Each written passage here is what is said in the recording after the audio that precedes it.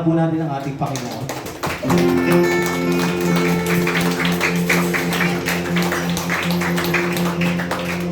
Sabi po dito sa awit 33 hanggang 5. Sabi dito, lahat ng matuwid dapat na magsaya. Ikaw ba ay niligtas ng Panginoon? Naranasan niyo po ba yung biyaya ng Diyos? Kaya tayo'y masasabing anak, mga anak ng Diyos? Dapat po tayo'y magsaya. When we say magsaya, magpuri sa ating dakilang Diyos. Ano po? Bakit? Dahil sa ginawa ng Diyos sa kanila, sa atin po yun. Kayong masunuri, magpuri sa Kanya. Ang Diyos na si Yahweh ay pasalamatan. Tugtugin ng alpat awit ay saliwan. Isang bagong awit, awiting malakas. Kasaliw ang tugtog ng alpang marilag. Si Yahweh ay tapat sa Kanyang salita at maaasahan ang Kanyang ginawa. Ang nais niya ay katuwiran, katarungan, ang pag-ibig niya sa mundo'y lagan. Alam niyo po, totoo po itong mga salitang ito. Dahil tayo mismo, naranasan po natin yan sa ating buhay. Kaya nga bilang mga nilikha, at hindi lamang bilang mga nilikha, bilang mga niligtas ng ating Panginoon, ibigay po natin sa Panginoon ang pinakamataas na papuri. Ang pagsamba sa umagang ito. And as we sing this song, alalahanin natin ang kabutihan ng Diyos sa ating buhay. Because we want to glorify ang ating buhay na Diyos. Iawitan po natin siya. Let's sing this song.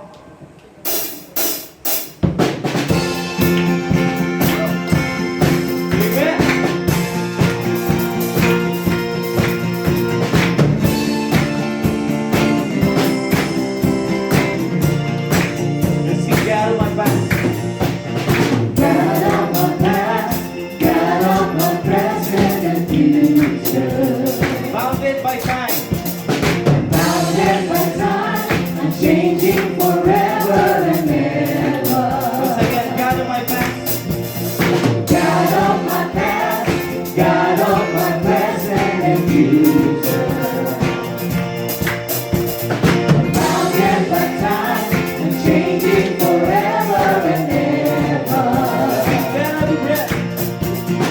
Let every breath bear all the glory and power. Let everyone.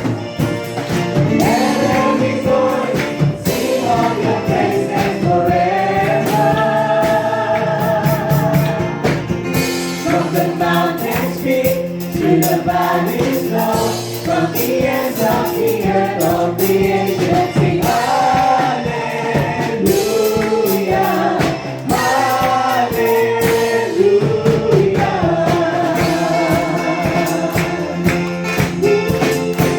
Worthy Jesus. Praise you, Lord. hallelujah. And bless the sea and the ocean. My heart in your hand, the same hand that gathered the heaven. Praise your love. Where is your love, as vast as the seas and the ocean? My heart in your hand, the same hand that gathered the heaven. The word of the start. Where at the start, you took the form of creation. Your mighty name, Jesus, your name is salvation. From the mountains peak to the valleys low, from the ends of the earth, all creation sing hallelujah, hallelujah. From the skies above to the depths below, every season and time of creation sing hallelujah, Once again, from the mountains peak. from the mountains peak to the valleys low, from the ends of the earth, all creation sing hallelujah, hallelujah.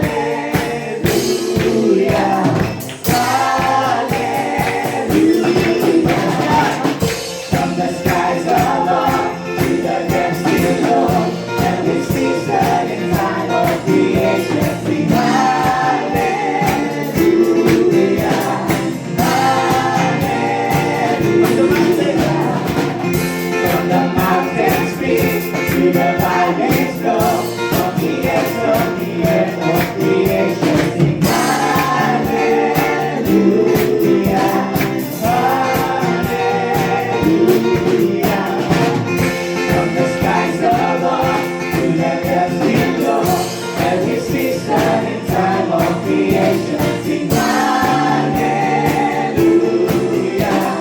hallelujah.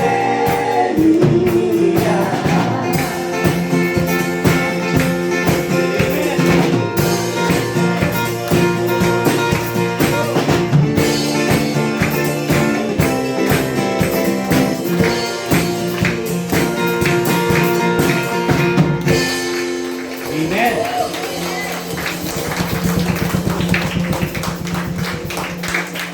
Tunay po na karapat-dapat ang ating Panginoon ay ating awitan, sambahin, purihin at dakilaan. Alam niyo ba sabi ni Apostol Pablo sa Philippians 4:13, I can do all things through Christ who gives me strength. Ayun po ay hindi magic word para ikaw ay mapalakas kung ano man ang iyong gagawin. Yun po ay mga katotohanan na as we face suffering, struggles, o anumang maranasan natin na hirap sa pagsunod natin sa Panginoon, ang Panginoon ang magpapalakas sa atin. Wala pong iba. Kaya nga po kung may nararanasan ka ngayon, kung may struggle ka ngayon, kung may suffering ka ngayon, kung may binabattle ka ngayon na kasalanan, alam mo, magtiwala ka sa Panginoon. Kasi kayang-kaya kanyang palakasin. Para nang sa ganon, sa paglakad mo sa pananampalataya, maging maayos ka. Maging maayos po tayo. Kasi ang goal ng ating Panginoon, ang nais ng ating Panginoon sa ating buhay, maitaas ang kanyang pangalan. Mabigyan siya ng kaluwalhatian. At tayo, as we wait sa pagdating ng ating Panginoon sa muli niyang pagbabalik, maayos po tayo. Kaya nga, let us hold. Manatili tayong mahawak. Manatili tayong tumatayo sa salita ng ating Panginoon. Dahil siya po mabibigay sa atin ng kalakasan. Kaya awitin po natin itong song and let us declare, Lord, yet not I, but you, the Christ in me. So let's sing this song. What give of grace, it's Jesus my Redeemer. There is no more for heaven now to be. He is my joy, my righteousness and freedom, my steadfast love, my deep and boundless peace. Ulitin nga po natin ito.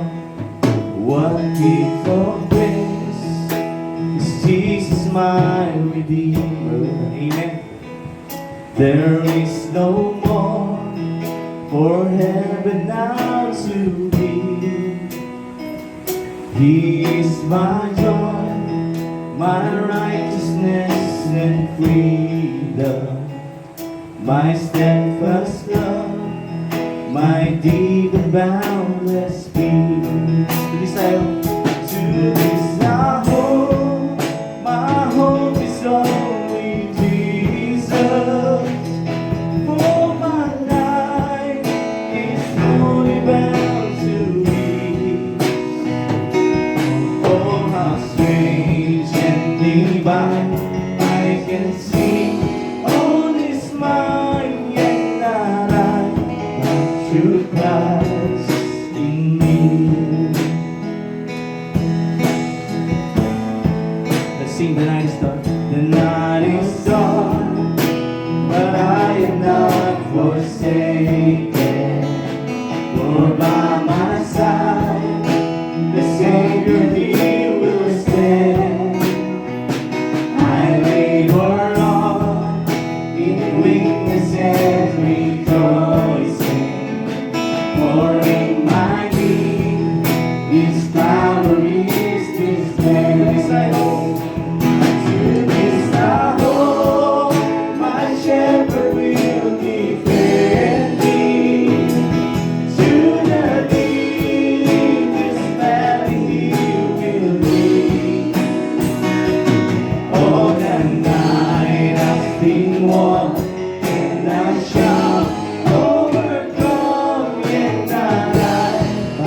true Christ in me.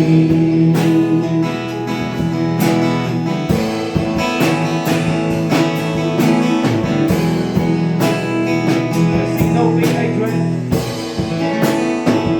no pain I dread. I know I am forgiven.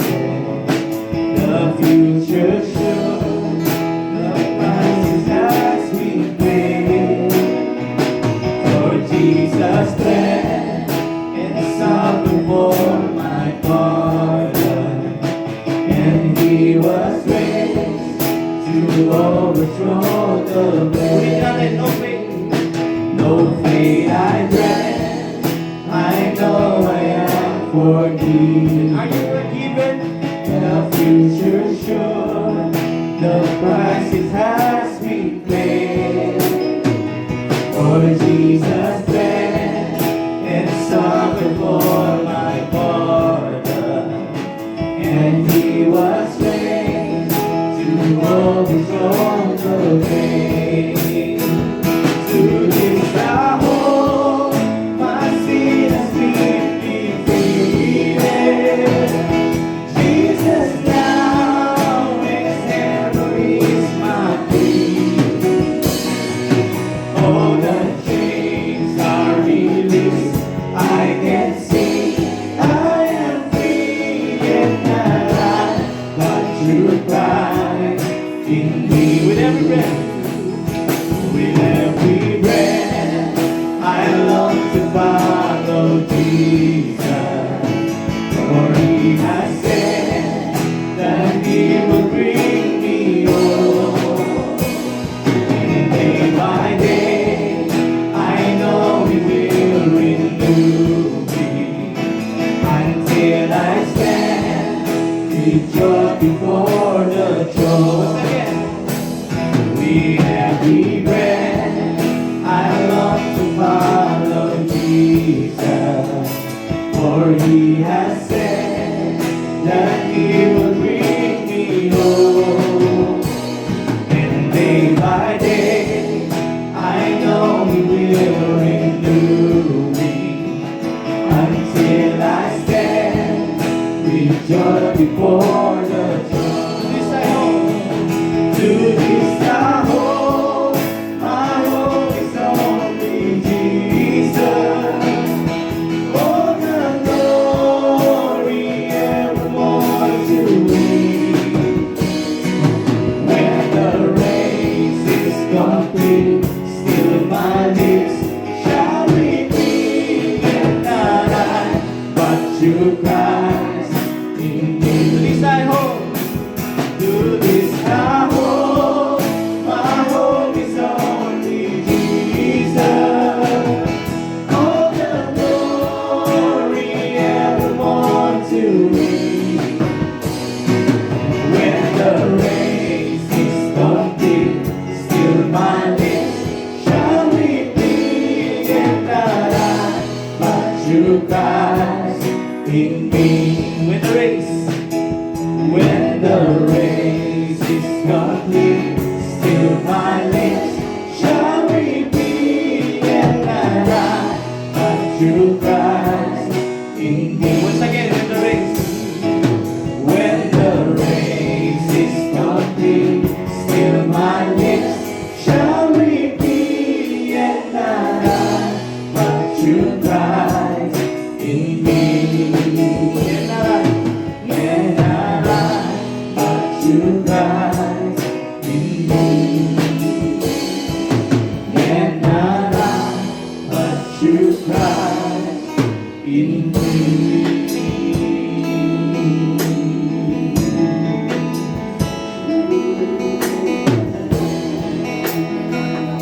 Yes, Jesus.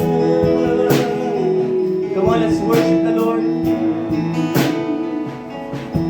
Purihin natin siya, itaas natin ang ating mga tinig sa ating Panginoon. Come on. We believe and we experience that our Lord, He is sustaining us sa ating paglakad, sa ating pagsunod sa Kanyang kalooban, bagamat mahirap, we know siya yung nag-strengthen sa atin. Come on, let's sing to the Lord. Let's praise the Lord. Let's worship Jesus.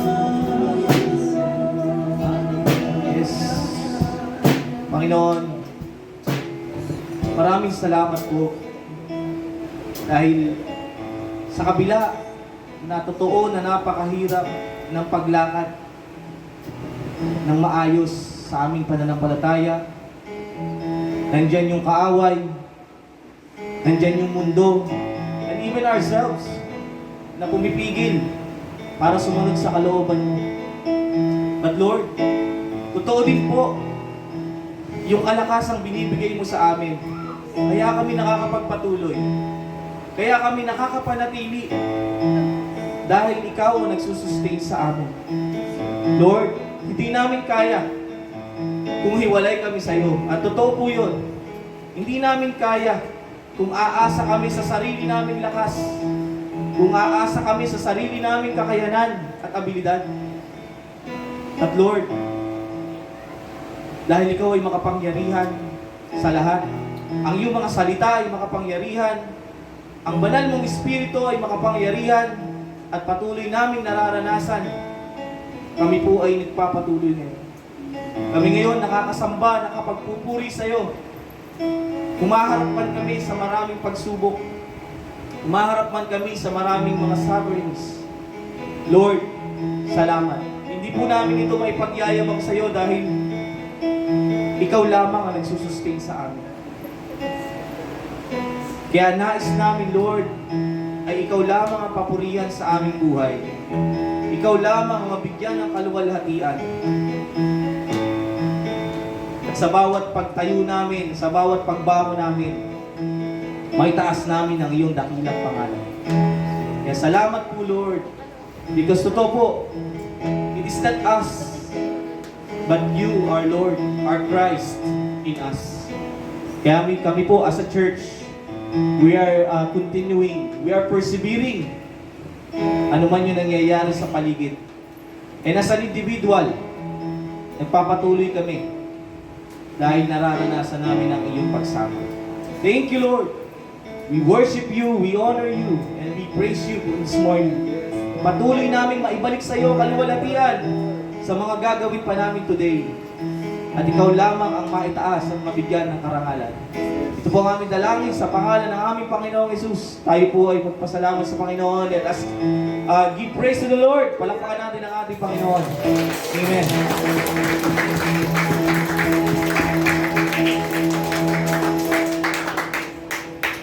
Amen.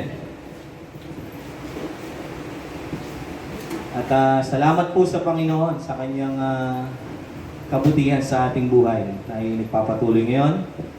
At sa ating pong pag-proceed sa ating worship service, buksan po natin ang ating mga Biblia sa Hebrews 3, verses 1 to 9. Sige po, inyo pong ihanda ang inyong mga Biblia. Kayo po ay may dalang Bible na ganito. So buksan po natin sa Hebrews 3, verses 1 to 9. At basahin po natin, dalawahan. Ako yung unang dalawa, and then kayo po. And then sa huli pong verse, tayo po ay sabay-sabay. Sige po, umpisa mo na. Hebrews 3, verses 1 and 2. Therefore, holy brothers, you who share in a heavenly calling, consider Jesus, the apostle and high priest of our confession, who was faithful to him who appointed him, just as Moses also was faithful in all God's house. Okay. For Jesus has been counted worthy of more glory than Moses, as much more glory as the builder of a house has more honor than the house itself. For every house is built by someone, but the builder of all things is God. Verse 5 and 6, now Moses was faithful in all God's house as a servant, to testify to the things that were to be spoken later.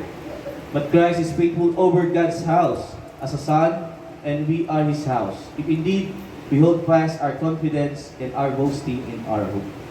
Therefore, as the Holy Spirit says, today, if you hear His voice, do not harden your hearts as in the rebellion, on the day of testing in the wilderness. Sabay-sabay po tayo, verse 9. Where your fathers put me to the test and saw my works for 40 years. So blessed be the reading of God's Word. Mahal na po tayong maupo. And let us prepare ourselves sa pakikinig ng kanyang mga salita. A blessed morning to each and every one of you. Morning! So umaga po ito ay nagpapatuloy po tayo sa pag-aaral natin sa aklat ng Hebreo. So tayo po ngayon ay nasa ikatlong kabanata. No? At atin pong tatalakayin simula verse 1 hanggang verse 9. At mula po sa talatang ito ay titingnan po natin the son who is superior to Moses. Pinag-aralan po natin ng mga nakaraang Sundays, ipinakilala ang ating Panginoong Yesus na siya ay superior than prophets, superior than angels. At sa pagkakataon po ngayon, ay atin pong tignan. Ipinapakilala na si Jesus Christ, ang ating Panginoong Yesus, He is superior to Moses. Si Moises po ay isa sa pinakamahalagang lingkod ng ating Panginoon kung paano sa pamamagitan niya ay ipinakilala ang totoong Diyos. Ang tamang pagsamba ay ipinaalam niya rin.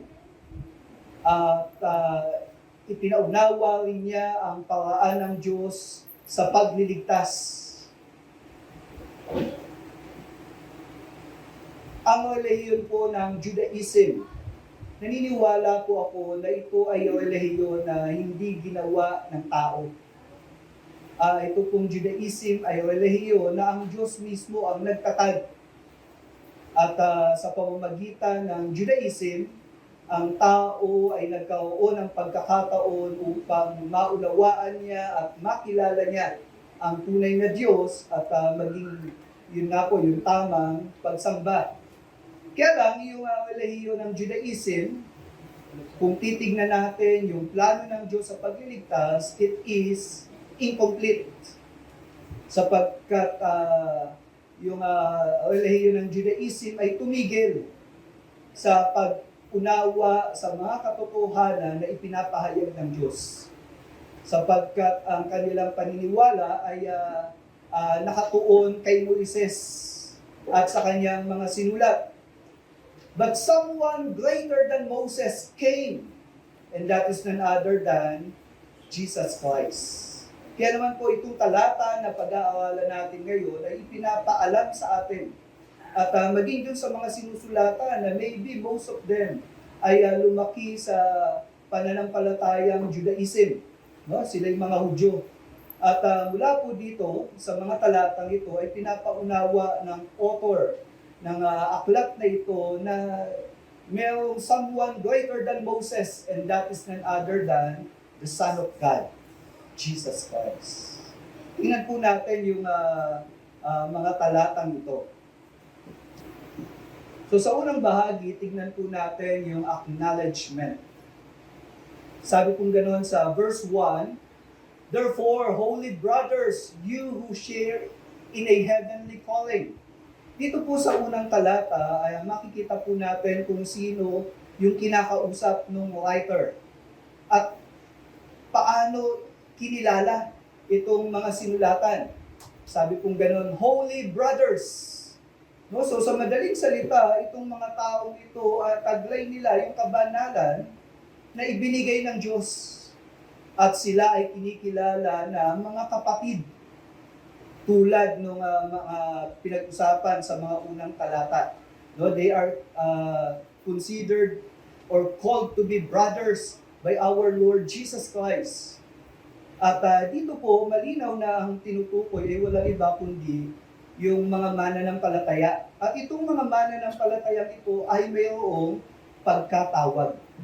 At yung pagkatawag ay hindi panawagan mula sa kung sino lang tao, kundi itong panawagan na to ay galing sa kalangitan. Ito pong katotohanan na to ay natukoy din ni Apostol Pedro. Sabing gano'n sa unang Pedro 2:9, ngunit kayo isang lahing pinili, mga paring naglilingkod sa hari, isang bansang banal, sambayan ng pag-aari ng Diyos. Hiniram kayo upang inyong ipahayag ang mga kahangahangang gawa ng Diyos na tumawag sa inyo. So, pansin po natin dito na ang paghiram sa mga mananampalataya ay may layunin na dapat nating ipagsabi ang mga bagay, mga katotohanan patungkol sa Diyos. Sapagkat itong tumawag sa atin bilang mga mananampalataya, tinawag tayo mula sa kadiliman at nagdala sa inyo sa kanyang kahangahangang liwanag. So isang bagong kalagayan ang kinalalagyan ng mga taong itinuring ng Panginoong Yesus na kapatid at may panawagan mula sa kalangitan. At sila po ay kinakausap sa mga talatang ito. At ito ang sinasabi sa kanila, consider Jesus, the apostle and high priest of our confession.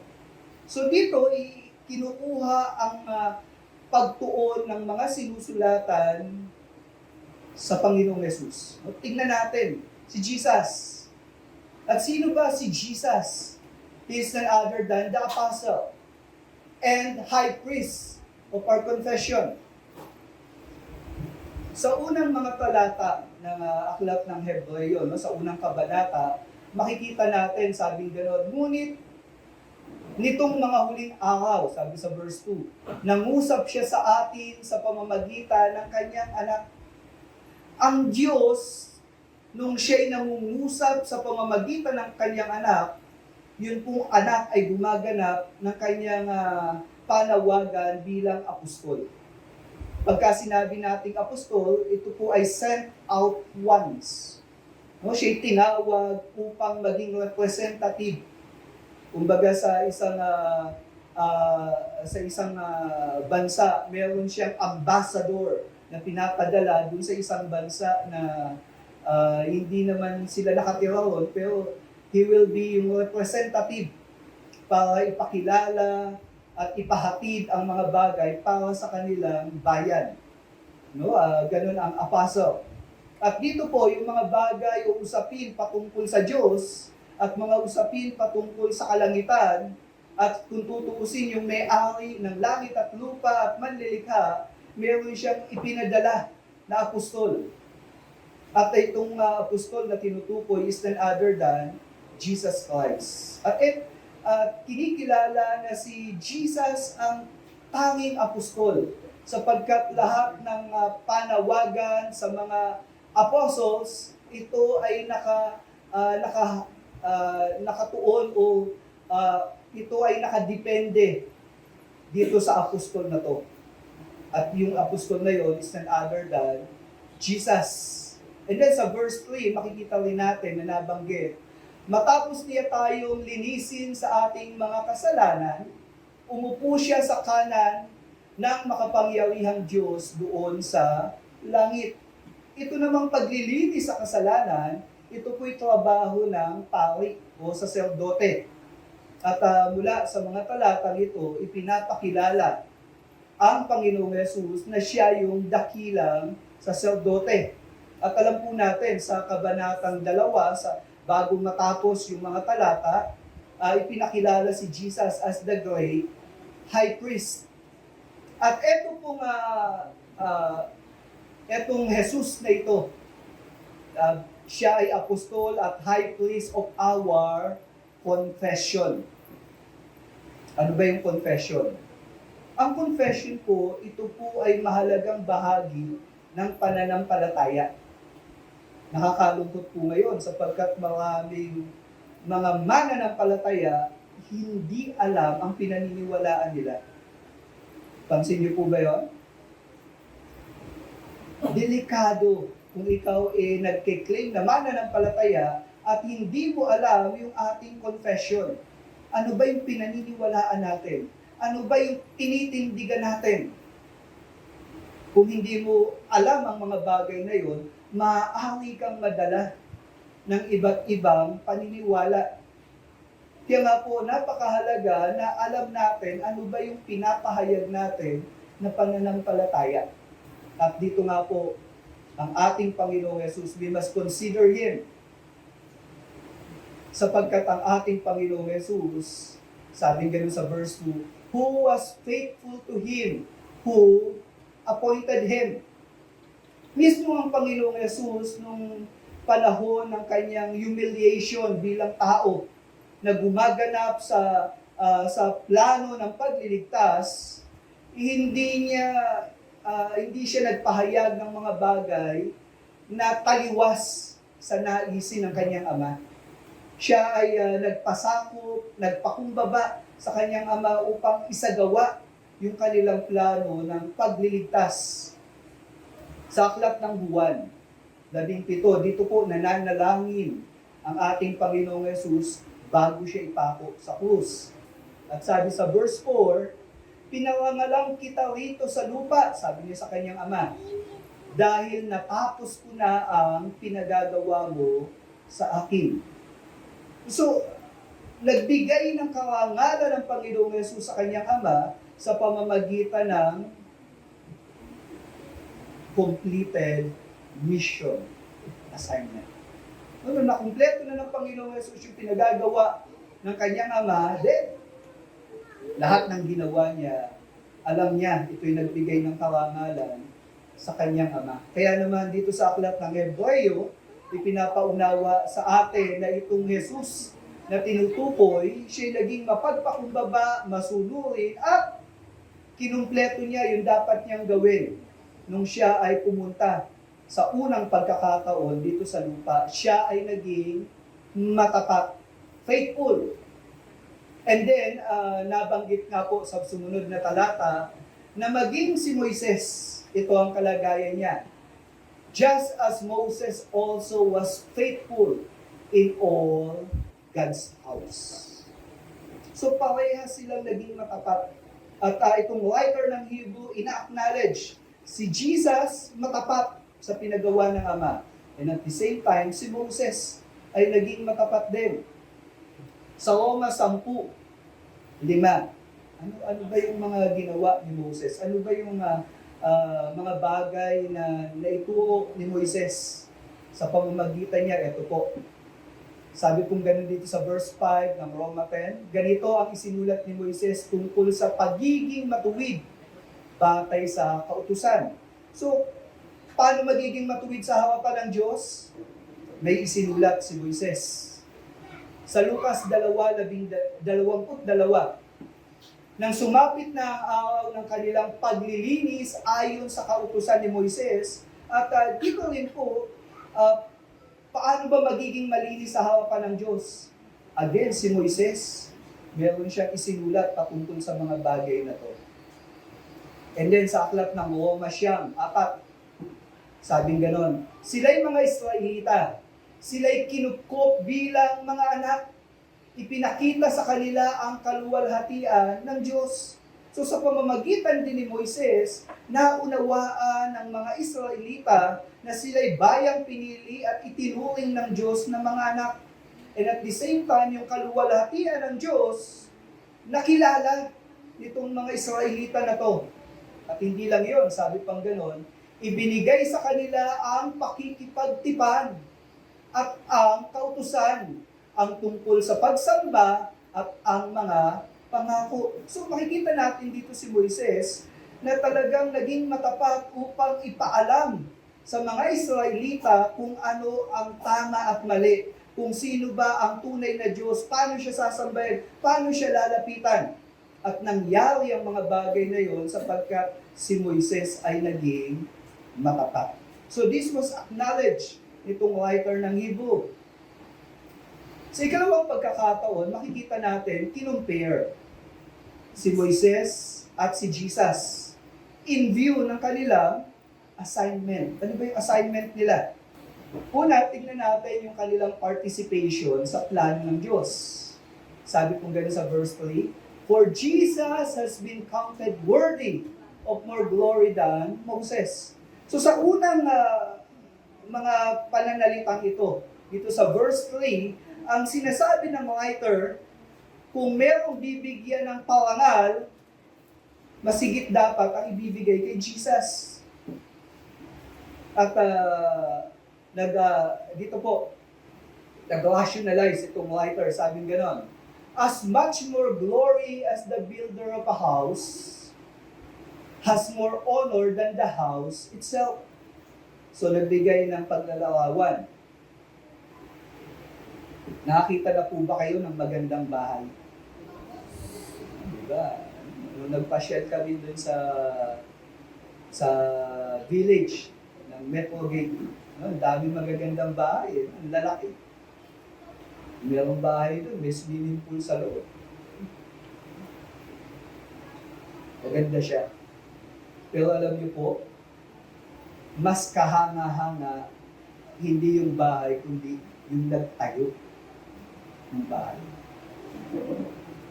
Sapagkat hangaan mo man yung bahay, alam natin, time will come, mawawala yung bahay. Pero kung ang dapat natin bigyan ng paghanga, ay yung nagtayo. Sapagkat yung nagtayo, kaya niya pang lumikha ng mas magandang bahay. Di po ba? So, ganun din. Winiwika dito o sinasabi dito na mas ibigay natin yung karangalan kay Jesus kaysa kay Moses. Sapagkat kung paano sa isang tahanan, no, sa isang ginawang bahay, mas dapat bigyan ng karangal yung gumawa kaysa dun sa nasa loob ng bahay.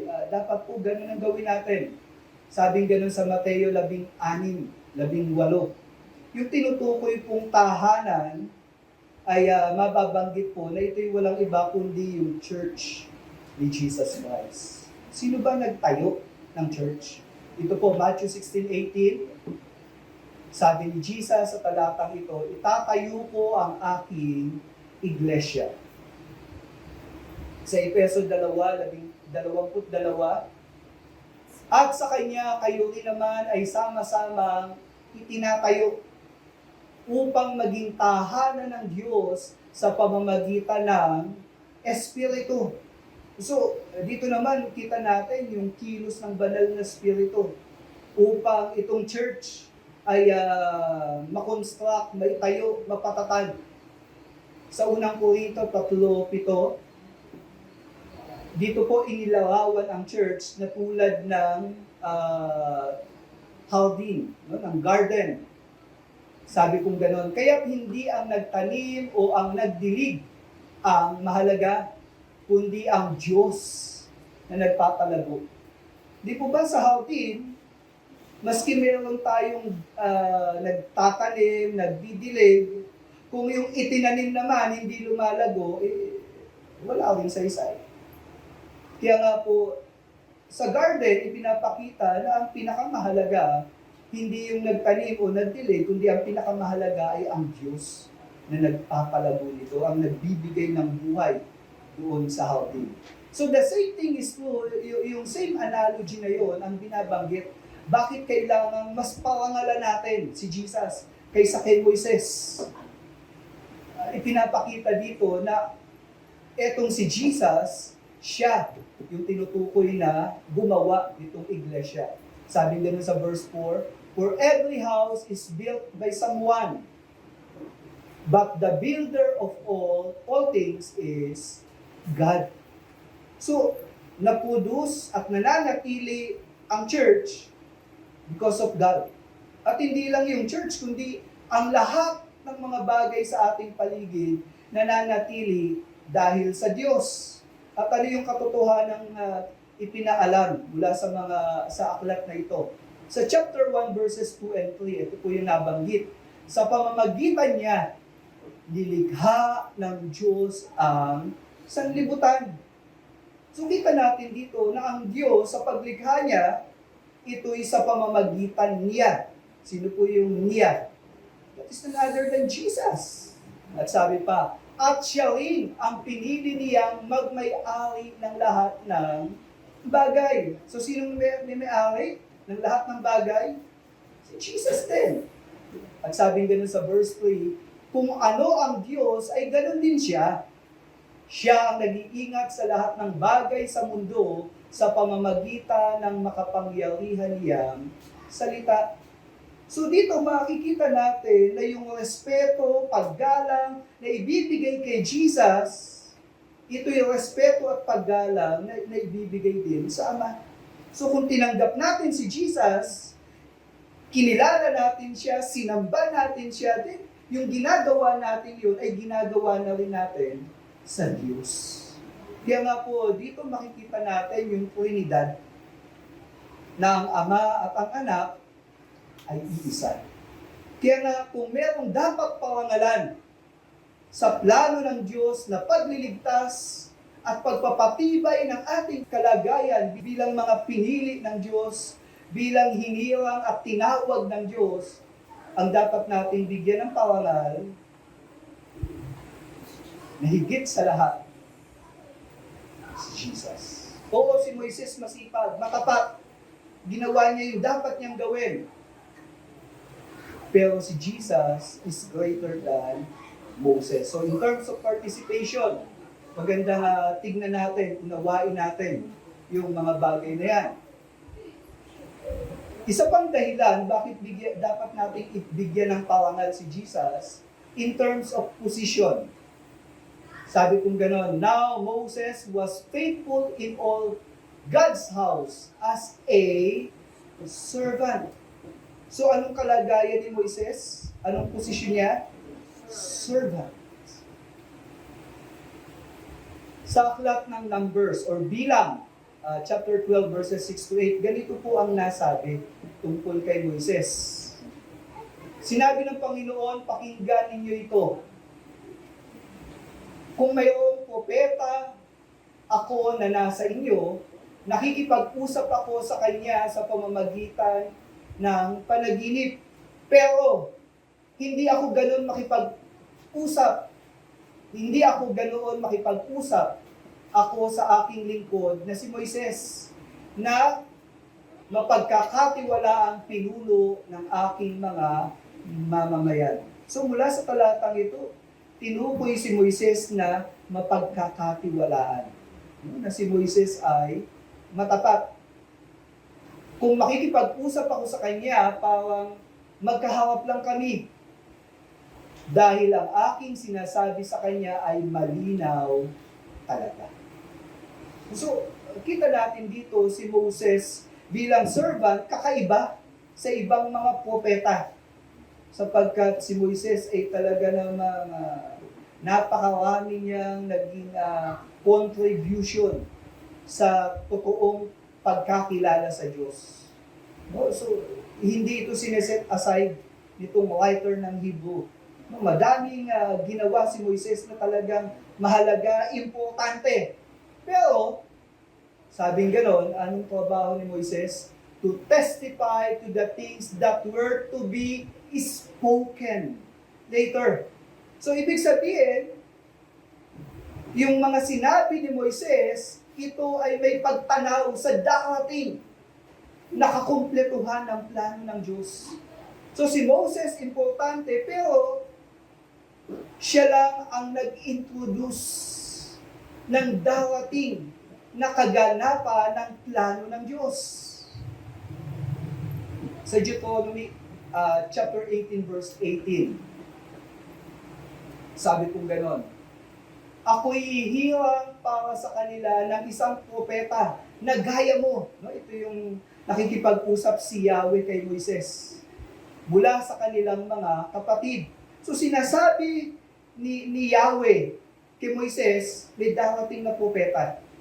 na ang Diyos mismo ang maghihirang sa kanya. At sabi pang ganon, at aking ilalagay ang aking mga salita sa bibig niya at kanyang sasabihin sa kanila ang lahat ng aking iuutos sa kanya. So, itong tinutukoy na propeta, siya yung magsasagawa ng kakumpletuhan ng plano ng Diyos. Siya ang magsasagawa upang ipaunawa ang mga katotohanan na nais ng Diyos. Sa John chapter 1 verse 45, no? So ito yung panahon na si Jesus nakikisalamuha na sa mga tao. Ito po yung isang pangyayari. Natagpuan ni Felipe si Nathaniel at sinabi, natagpuan na namin siya na tinutukoy ni Moises sa kautusan. Isinulat ng mga propeta, sino yun? Si Jesus na taga Nazareth, ang anak ni Jose. So, dito malinaw dito na yung tinutukoy ni Moises na darating na propeta na ipinaalam ni Yahweh, ito yung walang iba kundi si Jesus. At itong propeta na to who is greater than Moses, itong propeta na to na pinag-usapan ng iba pang mga propeta, dumating na. At ito'y sa katauhan ni Jesus. At sabi nga kung gano'n, taga Nazareth, anak ni Jose. So ito'y walang iba kundi yung Jesus na pinag-usapan sa Bible. At yun po ang naging trabaho ni Moises, i-introduce yung dawating na propeta. So mismong si Moises ay subordinate dito sa dawating na propeta. At dito po tinukoy, sino ba itong dumating na ito na pinag-usapan ng mga propeta at tinutukoy ni Moises. At ipinakilala dito, sabi ng aklat ng writer ng Hebrew, but Christ is faithful over God's house as a son. Pansinin niyo po, si Moses faithful in all God's house as a, sino po si Moises? Servant. Pero itong Kristo, he is faithful over God's house as a son. So, kung mayroong lingkod at andito yung anak, sino ang mas dapat pawangalan? Yung bang lingkod, yung katulong, o itong anak? So, ganun po yung sinasabi nitong writer. At sabi pang ganun ng writer ng Hebrews, and we are His house. So, niliwanag kung ano yung house na tinutukoy. Ano yung house na binil. Sabi ganun, we are His house. Sa unang Timoteo 3, 14 hanggang 15, no? Yun po ang konteksto. Dito po nabanggit sa sambahayan ng Diyos na siyang iglesia ng buhay na Diyos, haligi at sandigan ng katotohanan. So dito sa talatang ito, si Pablo may isinulat siya at sinulatan niya ang church. At sabing ganon, itong church na to, siya yung tinutukoy na sambahayan ng Diyos. At bilang sambahayan ng Diyos, bilang iglesia, sabing ganon, ito ang haligi at sandigan ng katotohanan. So, kung nais nating malaman ang katotohanan, dapat ang church ang humahawak diyan. Dapat bilang church, hawak natin, taglay natin, pinananatili natin yung mga katotohanan na ipinahayag ng Diyos. At ito yung tinutukoy. Pero may katangian itong house of God. Sabi nga, if indeed we hold fast our confidence. Ang tunay na mananampalataya, sila po ay nagpapatuloy sa pananampalataya ano man ang mangyari sa buhay nila. Tingnan niyo po, sa aklat ng Mateo 24, 12 at 13, kung titingnan po natin yan. Sabi gano'n, dahil sa paglaganap ng kasamaan, ang pag-ibig ng marami ay lalamig. Sa kabalata po ito ng Matthew 24, ang Panginoong Yesus ay nagpapahayag ng kaganapan sa kanyang iglesia. At dito po, sinasabi rin niya na lalaganap yung kasamaan. At dahil sa paglaganap ng kasamaan, marami, partikular sa mga disipulo ng Panginoon, manlalamig. Di ba? Ganyan naman ang epekto eh. Di po ba pagka tayo ay masyadong engross o masyado tayong palaging nakikisalamuha sa mga hindi magagandang mga gawain ng mga tao na hindi kumikilala sa Diyos, manlalamig ka. At dito po, hindi mapipigilan, marami talagang tao na magpapakasama. Pero ano ang katangian ng totoong mananampalataya? Sabi nga nun, subalit ang magtiis hanggang sa wakas ay siyang maliligtas. Hindi masaya na makita yung kasamaan ang nagtatagumpay sa paligid. Amen? Hindi ka, bilang mananampalataya na alam mo yung katotohanan, kumikilala ka sa totoong Diyos, pag nakikita nating namamagaypay yung gawain ng kasamaan, talagang nakakapanlumo eh. Minsan natatabangan ka na eh. No, may nakausap nga po ako noon eh. Dahil may mga nakakausap siya na mga nagsasabing Kristiyano at minsan nga nagsasabi pang Pasko. At nalalaman niya may mga ginagawang hindi maganda. No, pastor ng bababae, worship leader, umiinom ng alak, may mga worker ng church, kalalaking tao, nagdadalaga. Yung mga ganon, para, kung ikaw makakarinig noon, parang gusto mo na rin silang gayahin eh. Nakapanlalamig ng faith. Amen? Pero ang tunay na mananampalataya, anong response? Nagtitiis siya hanggang wakas. Paninindigan niya yung katotohanan. Amen? Hindi siya bibigay. Kasi ganoon ang kalagayan ng totoong iniligtas ng Panginoon. Eh yung mga tumatalikod, anong ibig sabihin nun? May sinabi sa aklat ng unang Juan 2:11. Sila ay humiwalay sa atin. Bakit? Sapagkat kung sila'y naging bahagi natin, nanatili sana sila sa atin. Subalit ang kanilang pag-alis ay naghahayag lamang na walang sino man sa kanila ang kabilang sa atin. Ito ibig sabihin, wala talagang relasyon sa Panginoon. Kaya sila umalis, kaya sila tumalikod, dahil in the first place, hindi talaga nila ipinasakop yung sarili nila sa Panginoon. Hindi talaga sila sumampalataya sa Panginoon. Parang si Judas. Di po ba, kasama si Judas ng mga disipulo. And yet, nung panahon ng pagsubok sa kanila, ano ginawa ni Judas? Pinagpalit ang Panginoon. Tinalikuran ng Panginoon. At, hindi lang yun. Tututusin, lahat silang mga disipulo, tumalikod kay Lord eh. Pero si Judas, anong ginawa? Nagpakamatay. Si Pedro, tumalikod kay Jesus. Yung mga disciples, tumalikod kay Jesus. Pero, nanatili sila.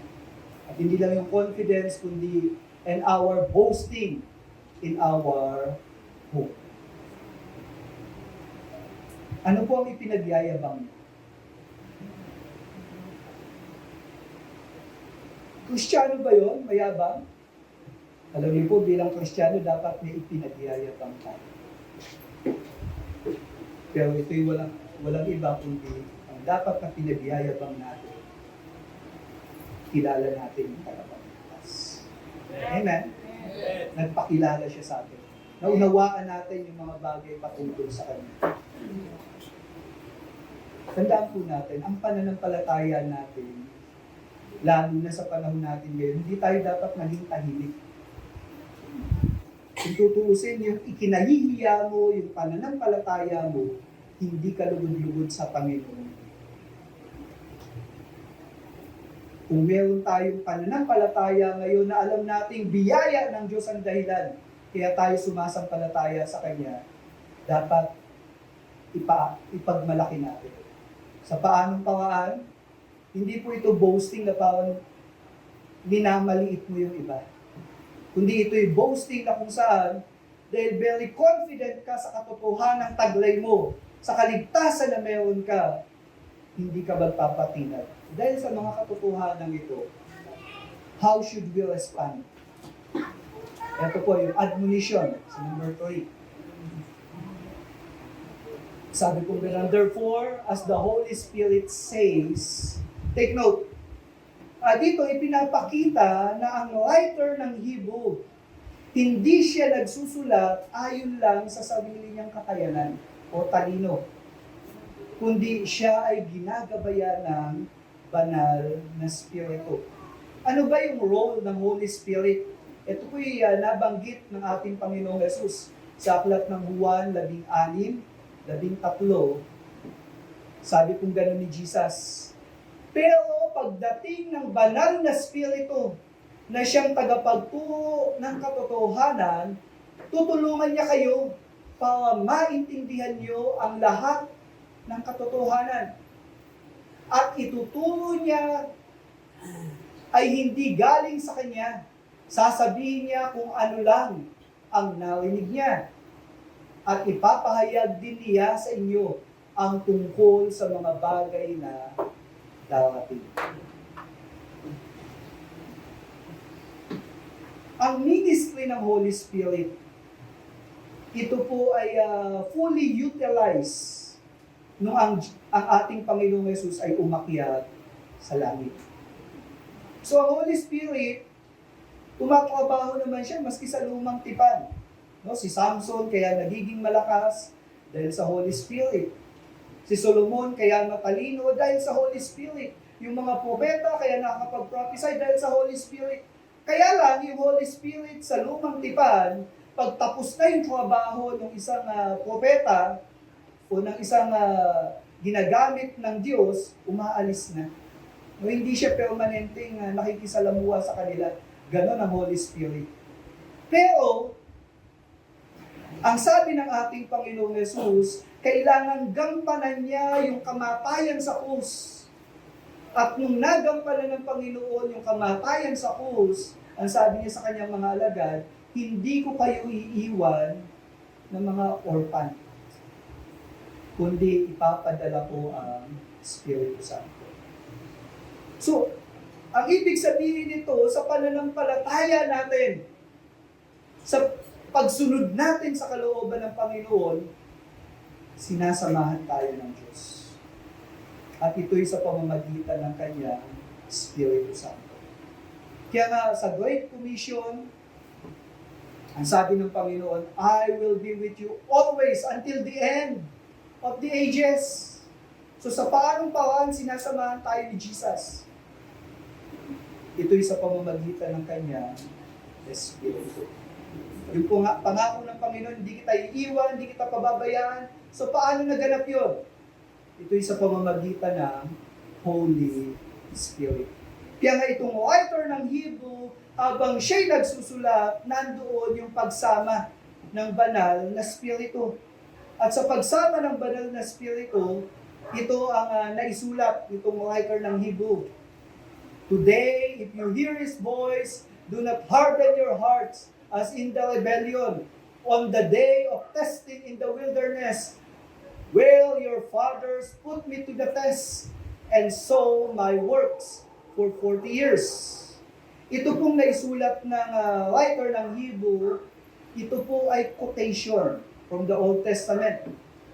Pansinin niyo dito, no? Yung writer ng Hebrews gumagamit ng Bible, no? Dun sa kanyang mga sinusulatan. At dito nga po, ang nagamit niyang talata ay itong sa Psalms 95, verses 7 to 11. Ito po yung nakasulat. No? Ito yung konteksto. For He is our God, and we are the people of His pasture, and the sheep of His hand. So dito yung context, ang sinusulatan, yung pinagpapastulan ni Yahweh. So ito yung kanyang bayan. Ito yung mga Israelita. At ano yung nasabi? Today, if you hear His voice, do not harden your heart as at Meribah.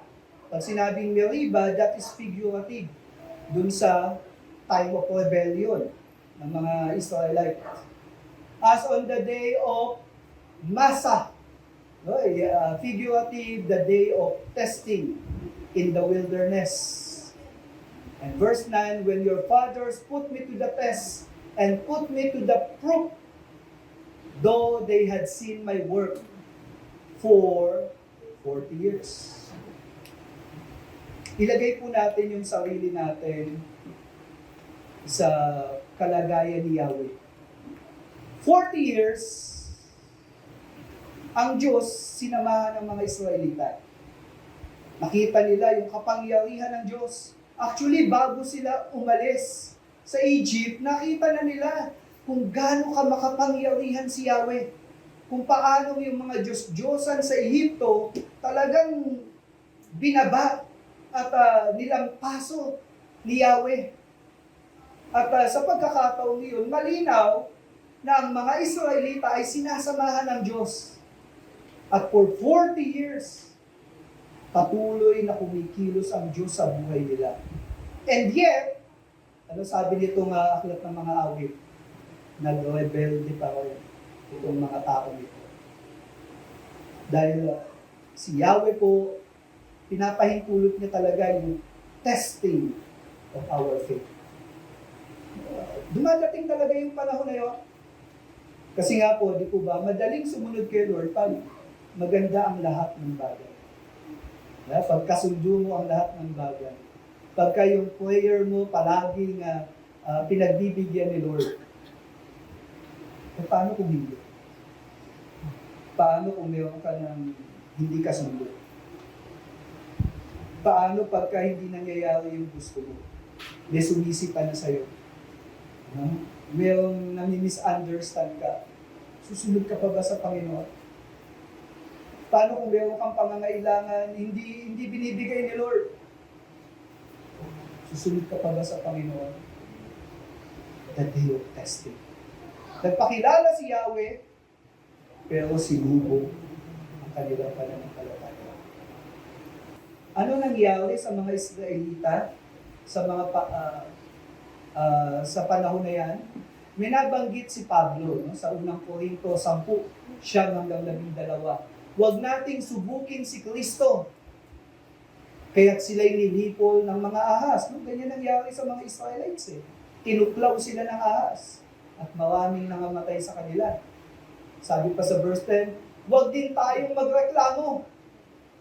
Alam niyo po yung mga nagreklamo, ano nangyari? Sila'y pinuksa ng tagapuksa. Bigla na lang silang namatay. Hindi heart attack. Yung nangyari, hindi tumaas yung blood pressure nila. Hindi ko alam kung aneurysm yun. Bigla silang nangamatay, nangabuwal. Yung mga reklamador.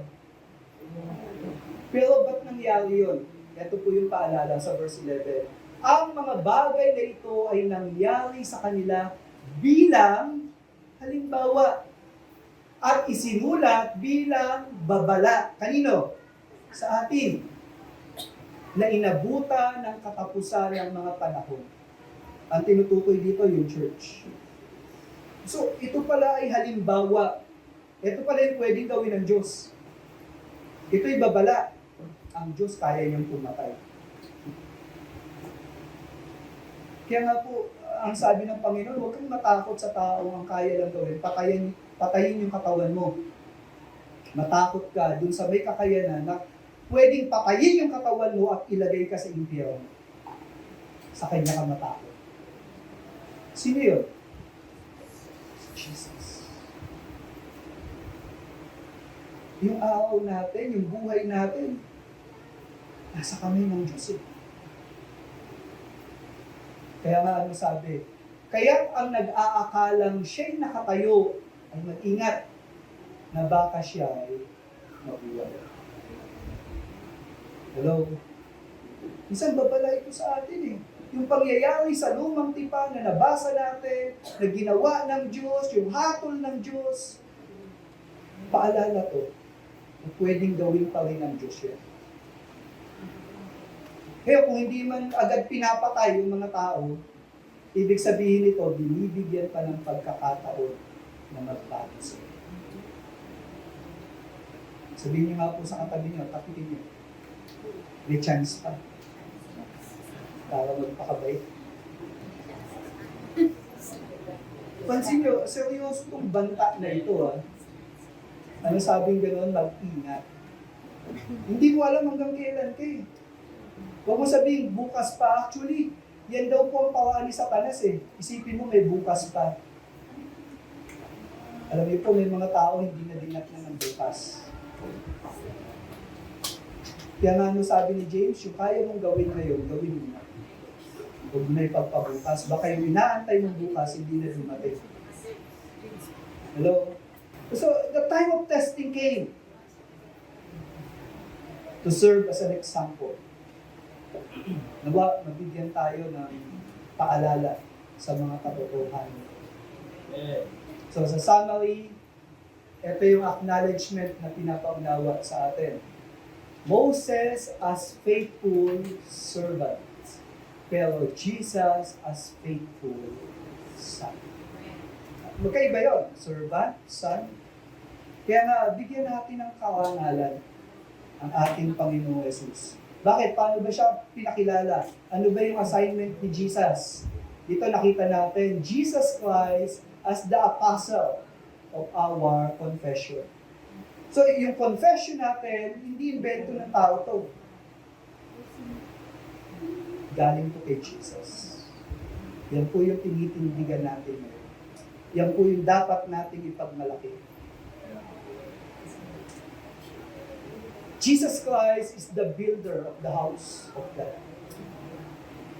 Etong church ni Jesus, tayo, hindi pa tayo kumpleto. Inaayos pa niya tayo. Kumbaga sa isang building, nasa construction site pa tayo. Kino-construct pa tayo. Pero sa construction na to, ikaw at ako ginagamit para magpalakasan tayo, para maging matatag tayo. Kaya nga po ang pananampalataya natin, hindi pwedeng nakahiwalay ka sa mga kapatid sa pananampalataya. Hindi pwedeng nilalayo mo yung sarili mo. And at the same time, hindi rin pwede na hindi ka nagiging involved sa buhay ng mga kapatid mo. Kasi gano'n ang construction. Di po ba? Get involved sa buhay ng iba nating mga kasama. Kaya nga, hindi ka lalago kung palagi kang nakalayo. Kita niyo po, yung mga palaging nagsasama-sama dito, mas maayos ang mas masaya sila. Di ba? Mas maayos yung buhay nila. Nagkakasakitan naman sila. Sasaktan din sila. Pero ganun talaga eh. Yung iba, kinukorek, nila-review.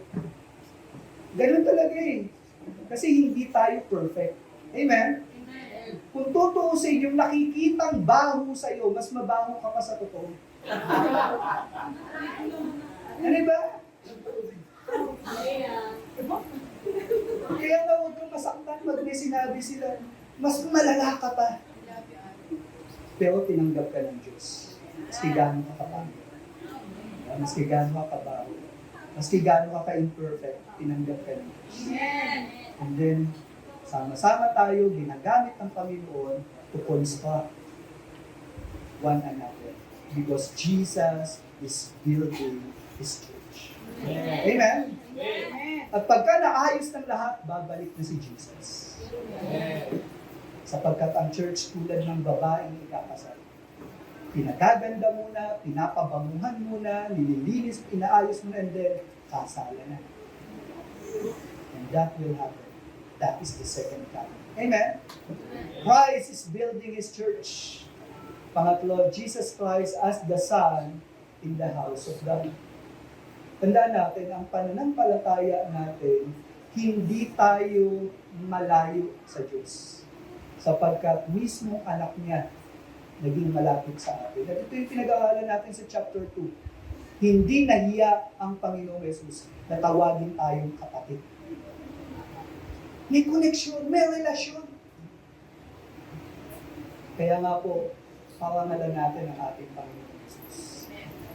And as an admonition, when the Son speaks, do not harden your hearts. Huwag ka na magmatigas. Huwag mo ipilit yung gusto mo. Mali na nga eh. Sinabi na ni Lord kung ano yung tama. Pakinggan mo na yun. Huwag mo na... Minsan sinisiksik mo pa yung gusto mo. Kaya tuloy nasasaktan ka lang. Pawa kang sumisipa sa matigas na bato. Naranasan niyo na po yun, iumbog mo yung ulo mo sa pader na bato. Masarap, masakit. Matibay na po ang pananampalataya natin. Huwag mo nang kontra. Sumunod ka na. Amen? Amen. Kaya nga po, as an application, let us develop the attitude of faithfulness in serving the Lord. So kita natin, si Moses naging faithful, kaya naman naihanda niya yung mga Israelita sa pagdating ni Jesus. At si Jesus naging faithful. Kaya nga po, ang challenge ko, kung meron kayong paglilingkod sa Panginoon, ang hinahanap niya, katapatan. Hindi yung dami ng ginagawa, hindi po pawamihan ng tao, hindi pa payamanan. Nagiging matapat ka ba sa pinagkakatiwala sa iyo? Nag-uumpisa yan sa maliliit na bagay. Kung hindi ka mapagkatiwalaan sa maliit na bagay, palagi mo yung maliit na nga lang yung ginagawa mo, babawasan mo pa. Pag palagi kang ganun, time will come. Paano ka pagkakatiwalaan sa mas malalaking bagay? Be faithful in little things. Hinahanap ng Panginoon yung katapatan natin. At yan po ang magandang i-develop natin na attitude. Kapag may, alam mong pinagagawa ang Lord and magiging involved ka sa gawain na yan, be faithful. At yung mga matatapat, sila yung nakakaranas ng pagpapala ng Panginoon. Amen? Faithfulness. Ganoon si Moses, ganoon si Jesus. They are acknowledged as faithful. And then assignment, let us recognize our assurance of salvation in Jesus Christ. Tiyak tayo sa kaligtasan dahil si Jesus ang ating kasama. Tiyak yun. Wala nang ibang paraan ng kaligtasan. At di magbabago yun. Dahil si Jesus hindi nagbabago. Noon, ngayon, Amen. Iingatan niya tayo. Puprotektahan niya tayo hanggang wakas. Then ikaw, yung nagkaroon ng pananampalataya at pagtitiwala sa Kanya. Kaya ano man mangyari sa isang taong inililigtas ng Panginoon, hindi siya bibitaw sa pananampalataya. Magpapatuloy siya. Amen? Dahil iniingatan siya ng Panginoon. Dahil siya ay pinipreserve ng ating Panginoon. Kaya nga the moment na makarating tayo sa langit, ang kapuhihan at kaluwalhatian sa Diyos na. Hindi dahil magaling ka, hindi dahil matalino ka, hindi dahil malakas ka, kaya ka nanatili sa faith mo. Kundi nakapanatili ka dahil sa biyaya at awa ng Diyos. At kung nariyan ang Panginoong Jesus, hold on mga kapatid. And sa admonition, let us be teachable and submissive to God. Ito lang naman ang kailangan natin. Teachable. Ano ba yung teachable? Kung pagka may sinabi na 1 plus 1 is 2, huwag mo na ipilit na 5. Kalinaw na yun. Ito na yun eh. Sinabi na nga eh. Hello? Be teachable. And submissive, minsan may gusto ka, pero pasakot ka. Magbaw ka na lang. Ay, malinaw na eh. Ang dami pong malilinaw na ipinapahayag ang kalooban ng Diyos. be teachable. So as a challenge, as you grow in your knowledge on who Jesus Christ is, diba si Jesus, superior than angels, superior than Moses, how does it affect your life today? Your decisions and your actions.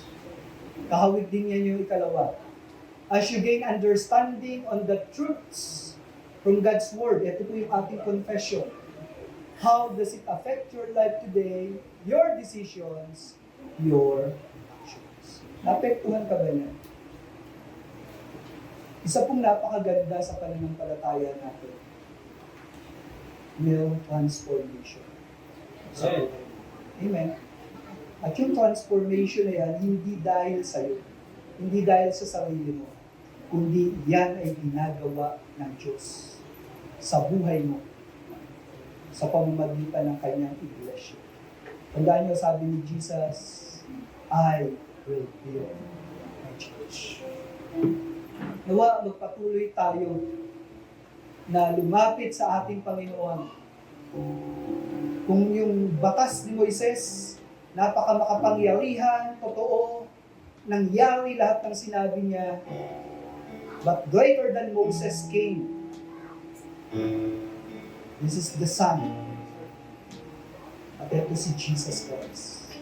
Someone superior than Moses came.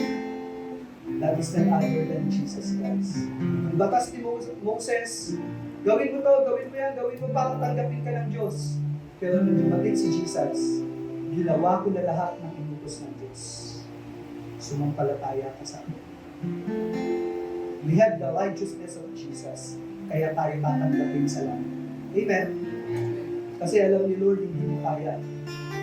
Sabihin niyo sa katabi niyo, hindi mo kaya magpakabait. Kaya si Jesus na ang gumawa ng kabaitan na kailangan natin para tanggapin tayo ng Diyos. Amen? At hindi lang yun, pinatawad tayo sa kasalanan.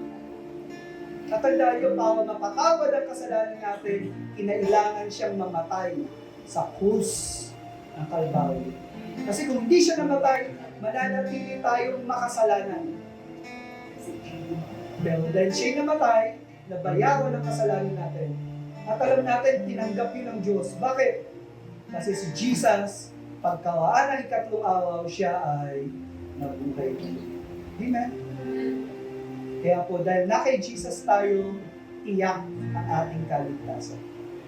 Samahan niyo po akong sumamba sa Panginoon. Sige po, tayo po tayo. Magamat mainit yung paligid natin, patuloy po tayo sa Panginoon. Alalahanin po natin yung natapos na gawain ng Panginoon sa krus ng Kalbaryo. Sa umaga po ito, gagamit po tayo ng elemento ng tinapay at juice. But before we do yung pag-alaala sa Lord's Supper, let us just worship. Awitan natin ang Panginoon.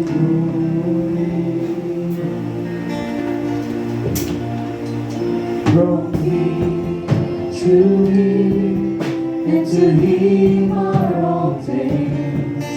To God be the glory. His word and truth from beginning to end. To God be the glory.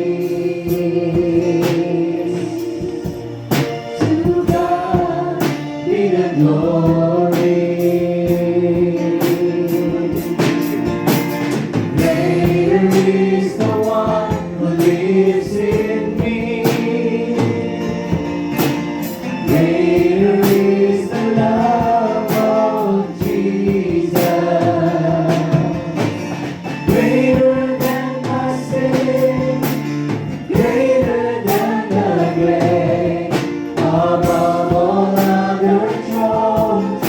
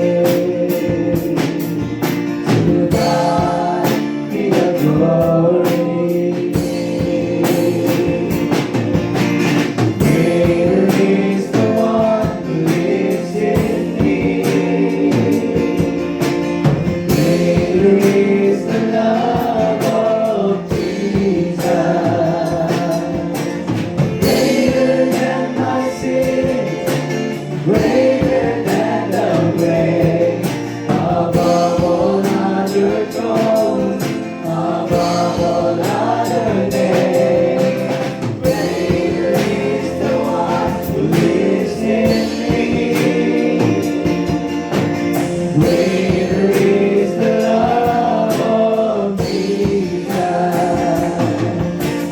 Greater than my sin, greater than the grave.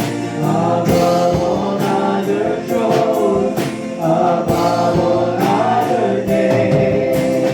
Greater.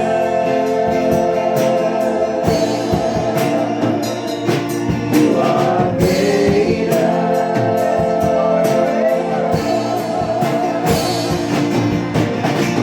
Jesus, you reign forever. Jesus, you reign forever. There's no one like you. Jesus, you reign. Jesus, you reign forever. Jesus, you reign forever. There's no one like you. Jesus, you reign. Jesus, you reign forever. Jesus, you reign forever. There's no one like you. Jesus, you reign. Jesus, you reign forever. Jesus, you reign forever. There's none beside you. Jesus, you reign. Jesus, you reign forever. Jesus, you reign forever. There's no one like you. Jesus, you reign. Jesus, you reign forever. Jesus, you reign forever. There's none beside you. Jesus, you reign. Jesus, you reign forever. Jesus, you reign forever. There's no one like you. Jesus, you reign. Jesus, you reign forever. Jesus, you reign forever. There's none beside you. Jesus, you reign. Jesus, you reign. Jesus. Greater is the one who lives in me. Greater is the love of Jesus. Greater than my sin, greater than the grave. Above all other thrones, above all other names. Greater is the one who lives in me. Greater is the love of Jesus. Greater than my sin, greater than the grave. Above all other thrones, above all other names. Greater. You are greater.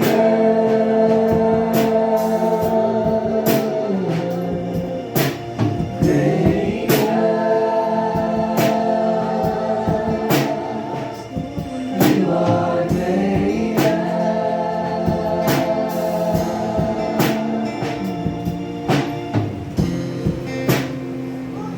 Yes, Lord. This is the confession of our faith. Jesus, you are greater. You are superior and above angels. You are even above Moses.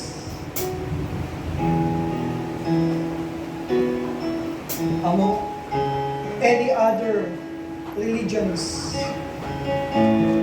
there is none like what you have done. Among any other men who exist, wala kang katulad, Panginoon. You are greater. At alam namin, dahil sa natapos mong gawain sa krus, narapat kang parangalan itanghal, kilalanin bilang Panginoon.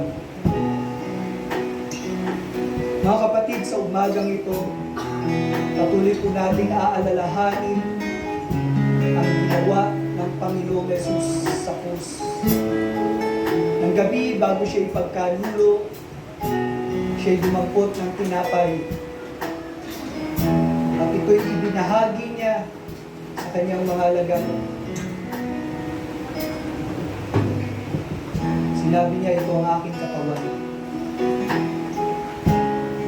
Sapagkat tunay nga na ang kanyang naging buhay sa mundong ito ay pagtupad sa iniutos ng kanyang Ama.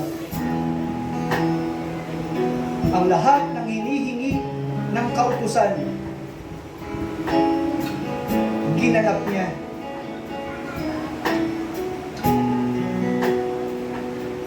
At hindi lang yun. Matapos sila maghapunan, kinuha niya yung sao. At sinabi niya, ito ang aking dugo.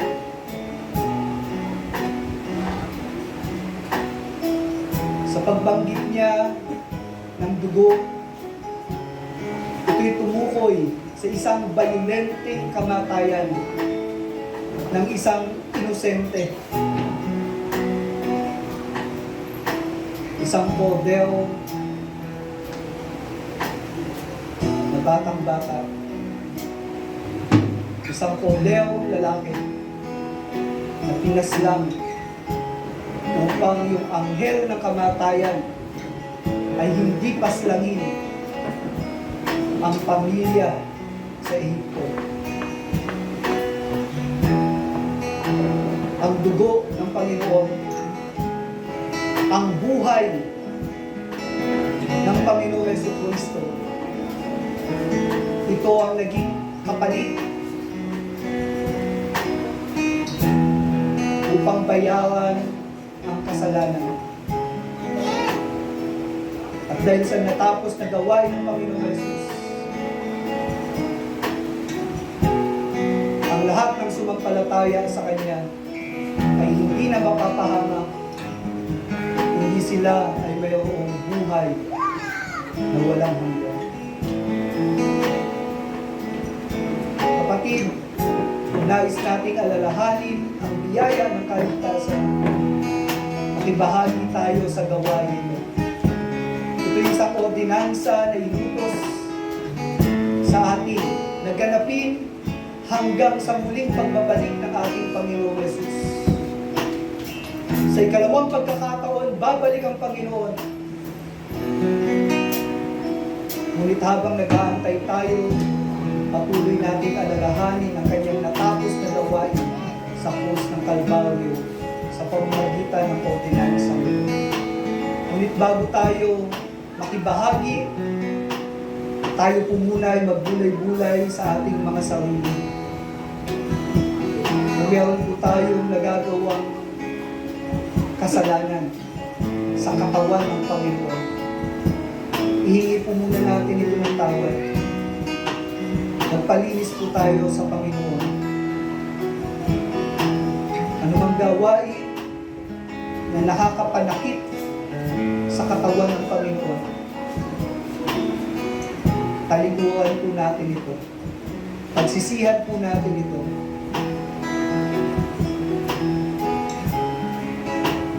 Sapagkat sa mga taga-Korinto, mayroon po sa kanilang ilang may sakit, may hina, at mayroong namamatay na.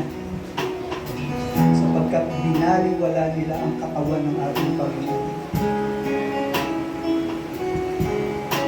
Ngunit ang wika ng Panginoon, kung ating ikukumpisa ang ating mga kasalanan, siya ay tapat at banal na patatawarin tayo at lilinisin sa anumang kalikuan. Kaya naman po, lumapit po tayo sa Panginoon ngayon, magkumpisal ng ating kasalanan.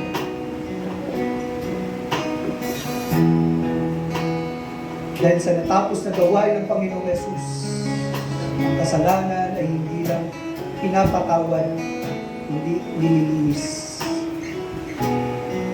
kung ito ay ating pagsisisihan.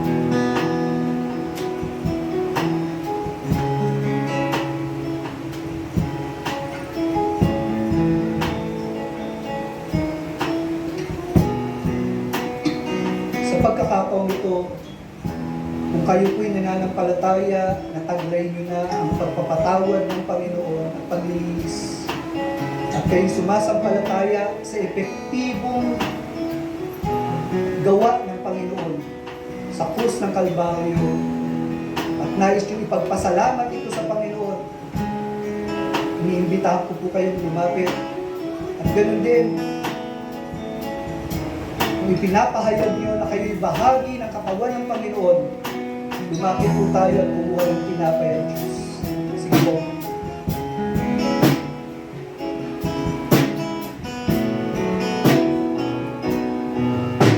Ito ang tinapay ng buhay, kanin mo, makibahagi. Ito ang tinapay ng buhay, kanin mo, makisa.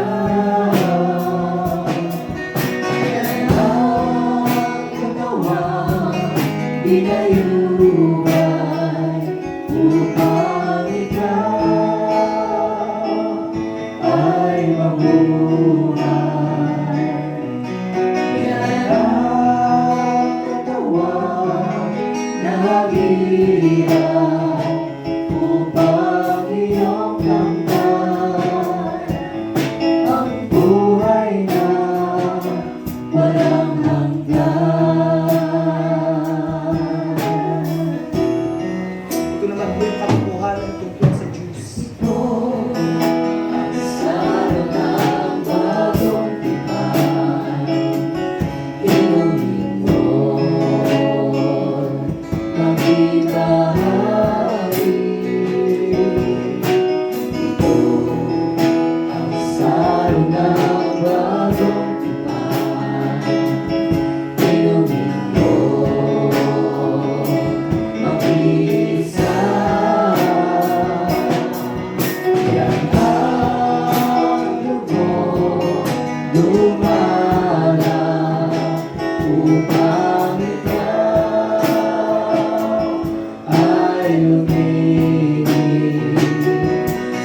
Yan ang dugo ni Kristo na para sa iyo doon sa Kalbaryo ay tumigis. Taas po natin yung tinapay. Maging yung mga nasa Zoom natin, taas po ang tinapay. Ang tinapay na to ay isang simbolo ng pagpapaalala na ang Panginoong Yesus ay naging tao. Kinailangan ito sapagkat ang kanyang misyon ay pagtubos sa kasalanan. Kinailangan siya maging tao upang ganapin ang iniuutos ng kanyang Ama. Kinailangan siya maging tao sapagkat tayong mga tao ang nais iligtas ng ating Diyos.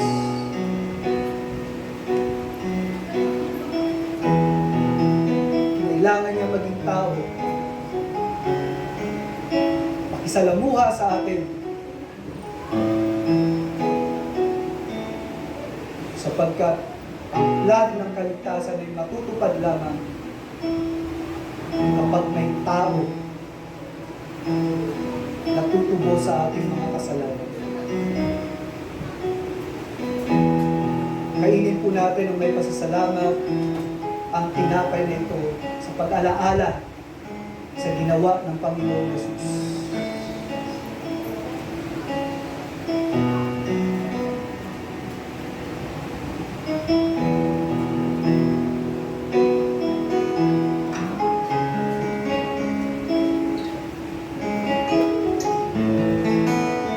Taas po natin ang juice. Ang juice na ito ay kumakatawan sa dugo na dumanak sa katawan ng Panginoong Jesus. Isang brutal, kahindik-hindik na kamatayan ang binanas ng Panginoong Jesucristo. Kinailangan niyang harapin ang pangyayari na ito. At yung kawanasan na yun, sa kanyang kalagayan, bilang perpektong tao at Diyos, yung kawanasan ng kanyang pagdurusa ay katumbas ng kawanasan ng impyerno. Siya ang nagdusa para sa kasalanan ng mga tao na niligtas niya. Siya ang namatay upang ang sasampalataya ay huwag nang mamatay, bagkus magkaroon ng buhay. Siya ang nagdusa upang ang mga ililigtas ay hindi na magdusa sa kaparusahan, bagkus tumanggap ng kalagayan bilang matuwid, kalagayan bilang anak ng Diyos. Magpasalamat po natin ang ginawa ng Panginoong Jesus sa krus ng Kalbaryo kung paano siya'y namatay. Ang binika niya bago ang kamatayan, it is finished. Kung kayo sumasampalataya sa natapos na gawain ng Panginoong Jesus, magpasalamat po tayo, inumin natin ang juice na ito.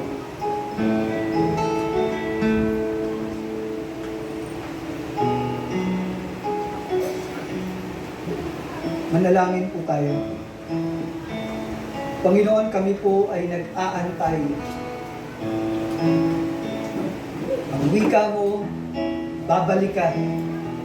At sa pagbabalik mo, yung ganitong ritual na pag-alaala gamit ang tinapay, gamit ang katas ng ubas, ikaw ang mangunguna para ganapin ang ritual na ito. Panginoon, kami po bilang iyong tahanan, bilang iyong pamilya, bilang iyong iglesia, iyong templo, batid namin na kukunin mo kami sa takdang panahon. Batid namin na magkakaroon ng lubos na kawanasan namin, magkakaroon kami ng lubos na realization sa aming kaligtasan sa muli mong pagbabalik. Batid namin na kami ay may katiyakan na sa kaligtasan. Batid namin na kumpleto na ang aming kaligtasan. Batid namin na kami ay binabago mo upang kami ay maging handa sa muli mong pagbabalik. Batid namin, Panginoon, na kami pinagsasama-sama mo. Kami ay tinitipon mo. Kami ay kino-construct mo upang maging tahanan mo. Panginoon, salamat sa iyong presensya. Pinupuri ka namin at pinapasalamatan. Panginoon, sinasamba ka namin. Tunay na wala kang katulad. At nawa, Panginoon, sa muli mong pagbabalik, datnan mo kami na masipag na naglilingkod sa iyo. Bagamat maraming tiisin sa paligid, ngunit panatilihin mo kami, Panginoon, sa iyong piling. Na naglilingkod, ipinagmamalaki ang kaligtasan at pag-asa na ipinangako mo sa amin. Purihin ka, Panginoon. Sambahin ka magpakailanman. Bago po tayo mag-iwahiwalay, nais ko pong ipahayag ang biyaya ng ating Panginoon. Kayo ay pinagpala na sa pamamagitan ng inyong pakikinig sa salita ng ating Diyos. Pinagpala na kayo sa pakikibahagi nyo sa pananalangin. Pinagpala na kayo ng inyong inaawit ang ipinapahayag nating pananampalataya. Nawa patuloy na ang pagpapala ng Panginoon ay inyong maranasan. May the Lord bless you and keep you. May the face of the Lord shine upon you. And may the gracious hand of God, may His Spirit, the fellowship of His Spirit, be upon each and every one of us. In the name of the Father, of the Son, and of the Holy Spirit, everybody says and agree. Amen.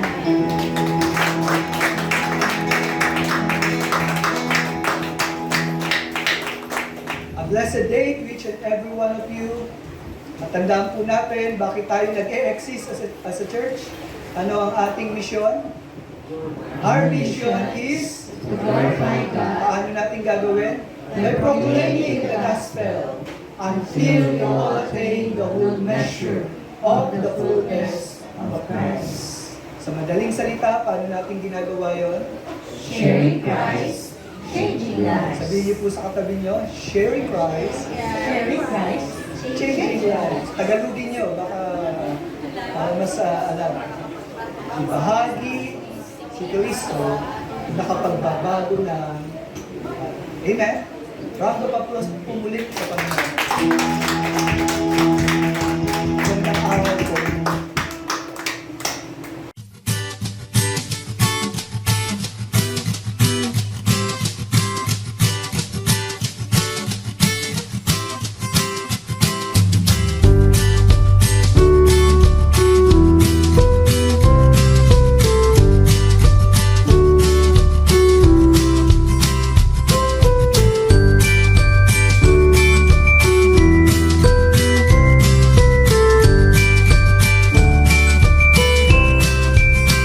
GCC, Gospel Coalition Church. Our mission is to glorify God by proclaiming the gospel until we all attain the whole measure of the fullness of Christ. Sharing Christ, changing lives.